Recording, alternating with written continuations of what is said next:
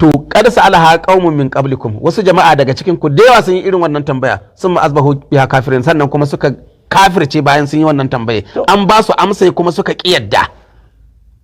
Ko yanzu in ka ji wani yana cewa to yanzu abin da nake so sai ka gwada man kaza cikin alkur'ani, sannan in ma ka gwada man shi to zan yi imani, kada Allah ya sa ka yi. wallahi ba zai ba. In ka yi amfanin wane ne? Amfanin ka ne fa. Saboda haka kenan duk wanda ka je ya kafa sharɗi na cewa ana gwada man kaza zan yadda da tahiyyar ku, wa ya ce maka an matsu dole sai ka yadda? Annabi ma da ya zo ya wa'azi fa cewa fa man sha'a falyumin, wanda ya ga dama ya imani, wa man sha'a falyakfur, wanda ya ga dama ya kafirci. Qawaidi da ka yadda da shi, komi da komi ka gan shi ciki, amma ka yadda da shi. Kuma sunan wanda ya rubuta shi kadai duk duniya ba wanda ya san sunan har yanzu.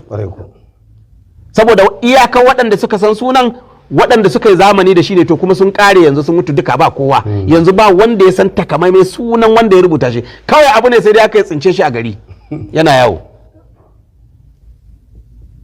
a cikin littattafai, ma ni shine na san ba wanda ba rubuta sunan wanda ya shi ba. Sai dai sheku sai dai a ce ja'ala shaykh so shekwa shine qad sa'alaha qaumun min qablikum summa asbahu biha kafirin. Akwai abinda yake da bukatar tambaya, to amma akwai abinda ba a san yawan tambaya.